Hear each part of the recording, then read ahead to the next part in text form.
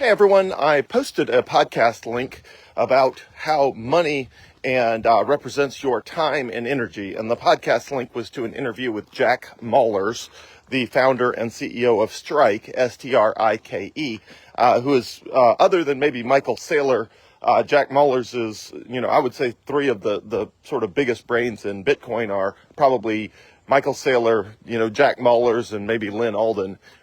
There's others, but as far as just deep thinkers that I actually learn from regularly, Jack Mallers is certainly one of them. So anyway, Jack was talking about how money represents your time and energy, which is really, the way he explained it is really profound. And it's absolutely worth going and listening to that podcast episode. I posted it last week, but I will also post a link to the YouTube video of Jack Mallers for the exact same podcast, which is the What Bitcoin Did with Peter McCormack. So if you want to find it on Apple Podcasts, it's the What Bitcoin Did podcast with Peter McCormack, and the interview with Jack Mallers of Strike is within the last week or two, something like that they posted it. Okay, so money represents your time and energy. So let's talk about that, because I think it's a really important concept. So we use money. Money is a technology that we use to avoid having to barter, because otherwise we'd have to trade, shoes and leather and, pots and pans for other items, and that results in us all needing to have something the other person has. Whatever somebody's selling, we have to be buying at that exact time and that exact place and that exact quantity. And obviously it's really hard to sell a cow, because you have to have everything you need from the cow, from all different people all at one time. And, they all have to be in the mood to buy some beef.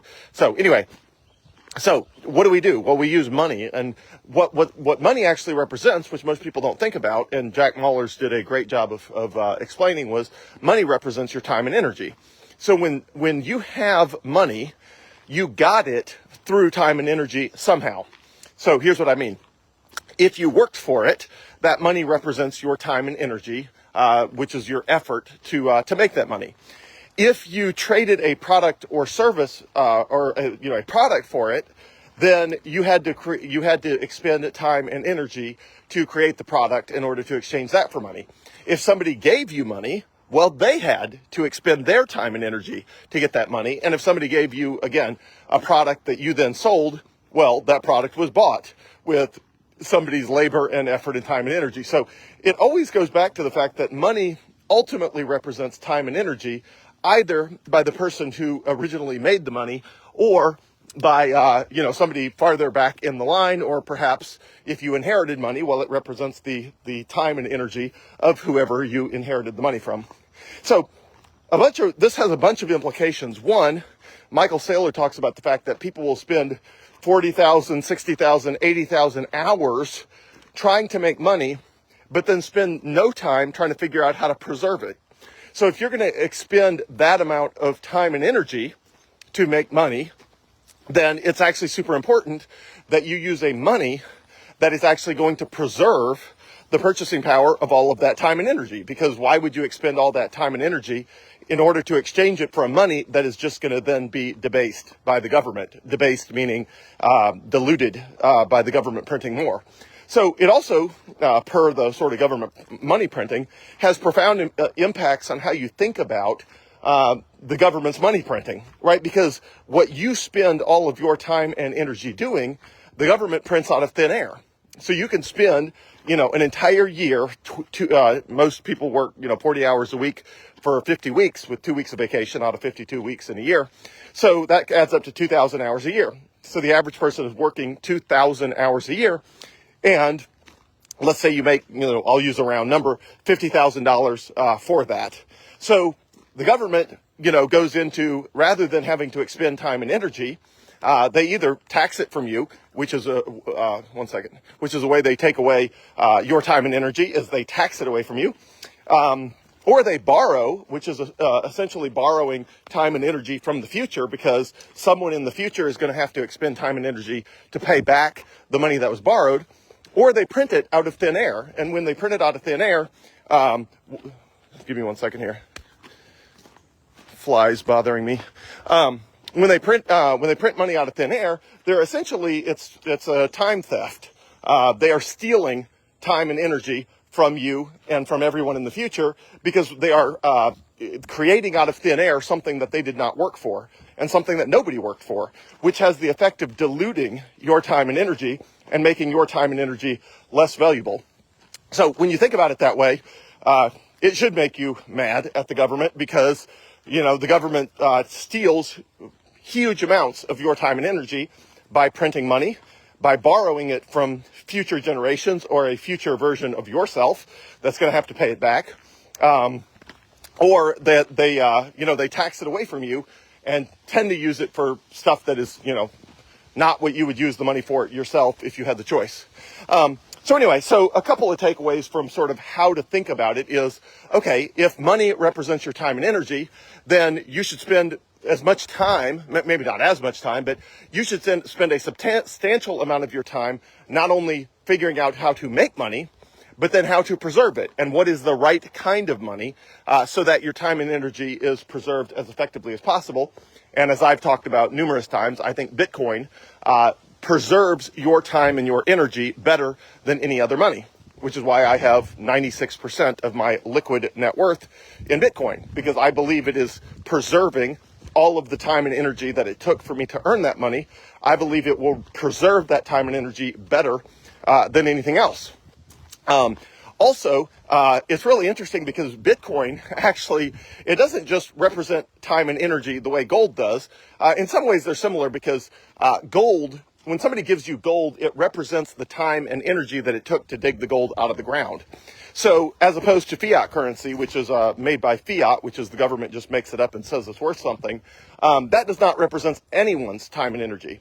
So typically, the Federal Reserve runs on a database, an Oracle database, which most companies use either Oracle or Microsoft for their database technology. And the Federal Reserve runs on an Oracle database. So when they want to make up more time and energy, they don't actually have to expend any time and energy. All they do is they go into the Oracle database and they, whatever amount of money they need, they just put that number in the, in the database, and magically that amount more of money exists in the system. So, but hard money, when people say hard money, they use the word hard because it's hard to make more of.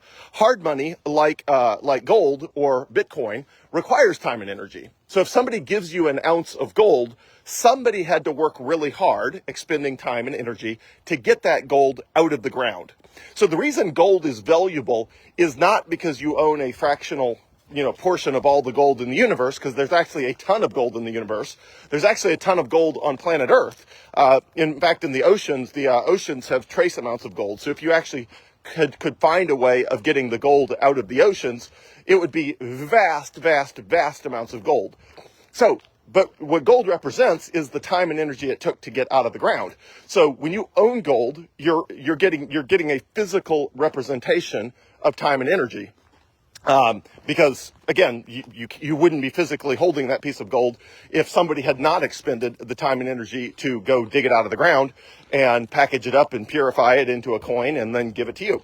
Well, so when Satoshi Nakamoto invented Bitcoin, the goal was to create a digital representation of time and energy. And so the way Satoshi Nakamoto did that is the time element is the 10-minute block time. So the amount of Bitcoin in circulation, which will never exceed 21 million, each of those Bitcoin were issued onto the network at an average of a 10-minute interval. So the whole Bitcoin network is being constantly secured and audited constantly, but every 10 minutes a new block is mined. About every 10 minutes, it goes up and down, but it's the target is about 10 minutes. So about every 10 minutes a new block is mined. So Bitcoin literally has time as an element built in, because no matter how hard you work to mine a Bitcoin block, the difficulty adjustment is going to keep getting harder to keep it right at 10 minutes. And then if people work less hard to mine a block, the difficulty adjustment will get easier to keep it at 10 minutes. So Bitcoin has the concept of time as it relates to money representing time and energy. Bitcoin has the concept of time built in with the 10-minute block time. Bitcoin also has the concept of energy built in, because obviously in order to mine a Bitcoin block, the Bitcoin miners have to use electricity. So there's a very real world tether, anchor to the real world, because you cannot mine Bitcoin without expending energy. So if somebody has a Bitcoin, you know that sometime in the last 16 years, 1/6, which is how long Bitcoin's been in existence, you know that at some time in the last 16 years, somebody had to expend time and energy to mine that Bitcoin. Every single Bitcoin that's owned by anyone, anywhere in the world, was mined by somebody who had to expend time and energy. And there is absolutely no way around that. They absolutely expended time and energy, and there's no way to make up fake Bitcoin. There's no way to get Bitcoin without spending time and energy. And in fact, you're probably thinking, what about very early on in Bitcoin's life, couldn't you get Bitcoin practically for free? The answer is no, because as people were mining Bitcoin, even if you were mining Bitcoin with your home computer, you were getting Bitcoin that was only worth, let's say, 10 cents. But the amount of electricity you had to expend to get that Bitcoin that was worth, 10 cents a coin, for most people was higher than their electric bill. So a lot of people turned their computers off for Bitcoin mining because, their electric bill at the end of the month, they may have 50 Bitcoin. But at 50, 10 cents per Bitcoin, 50 Bitcoin is worth $5, I think. I don't do math early in the morning in my head. I try not to. But then their electric bill would be $10 more for the month, and the amount of Bitcoin they owned was only worth $5 more. Now, if they were smart enough to do that and then just hold on to the Bitcoin, obviously it became worth way, way, way more later on. Right now, Bitcoin is worth in the ballpark of $57,000 per coin. It's obviously massive, massive, massive price appreciation versus, 10 cents. But once upon a time, every Bitcoin, to mine that Bitcoin, cost in the ballpark of the amount of electricity and computing power that it took to get it. So Bitcoin has time and energy baked into the technology the same way physical gold has time and energy baked into the technology. So if somebody gives you gold, time and energy was expended to get it. If somebody gives you Bitcoin or you buy it, that time and energy was baked into that Bitcoin, and it represents, Bitcoin represents that, which is what ultimately all money represents time and energy. That's what it is. It's a way of using a representation of time and energy, in the near term so that you can buy stuff later as opposed to now, or so that you can divide up your time and energy to buy a little bit of it on a cup of coffee, and a little bit of your time and energy is over here on a new pair of shoes, and a little bit of your time and energy is used to buy something else. So the reason that works is because money represents your time and energy. So the takeaways from all of this is money represents your time and energy. All good money, meaning all hard money that's based on anything, has the concept of time and energy baked into it, whether it was gold or silver or rye stones or seashells or salt or wampum or anything that's ever been money historically for humanity, other than just paper fiat currencies, was built on the concept of money representing time and energy. And the only reason we have fiat currencies is because government, once upon a time, it was based on gold, so the actual fiat currencies were not fiat. They were backed by gold, and that gold represented time and energy. And then the government came along and basically cheated everybody and said, hey, instead of money being based on time and energy, it'll be based on pictures of dead presidents on paper. And people fell for that, which is really kind of crazy when you think about it, that people said, okay, I'll have my time and energy represented by something that does not represent time and energy. And, of course, every fiat currency in history has eventually gone to zero. The US dollar is just, earlier in its life cycle than the German mark or other, Zimbabwe, dollar and stuff like that already has gone to zero. So anyway, but all fiat currencies are trending towards zero. They're all losing value every single day, because there's nothing backing them. There is no time and energy being represented by that fiat currency. So my prediction, which is the prediction of pretty much everybody that's, in the Bitcoin world, is that cannot go on, that people will not forever allow their time and energy to be stolen and debased.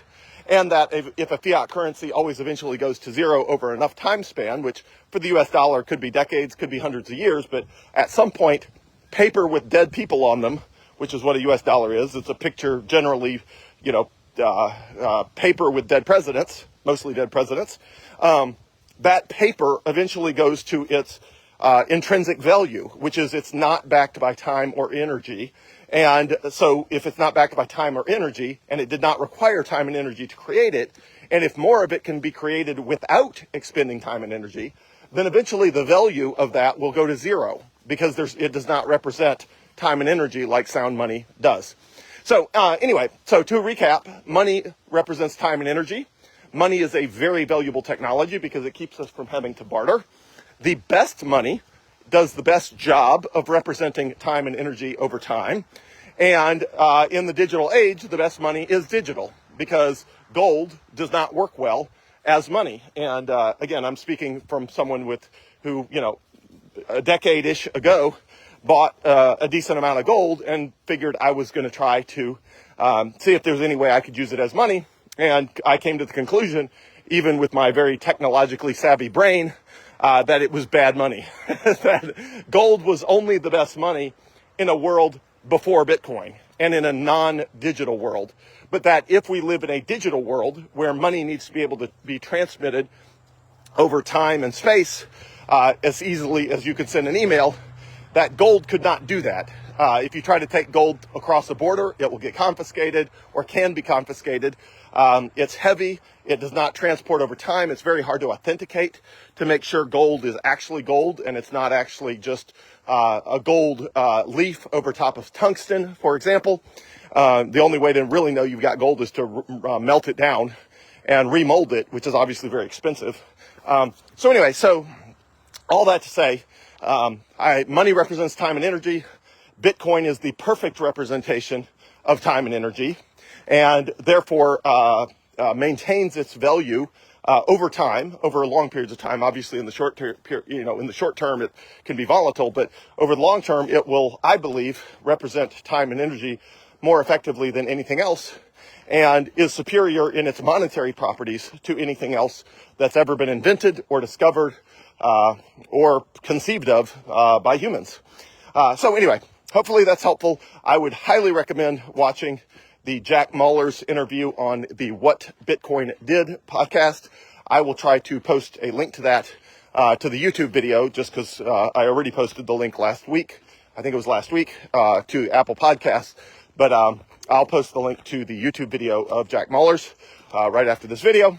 And anyway, would love your thoughts on any of this, and I'll try to record some more videos. I've been super busy, so I record these videos whenever I get a chance, but I go for, days or longer at a time where I just have no opportunity whatsoever to record stuff like this. So let me know if you need help in your Bitcoin journey. And in the meantime, I believe Bitcoin is the best it's the best money in the world. It does a better job of capturing and preserving your time and energy than anything else. I believe Bitcoin will eventually be the, default monetary system of the world, with a price per Bitcoin somewhere between $1 million and $10 million or something like that. And anyway, here to help you on your journey if I can be of assistance in any way. Have a great day. Thanks.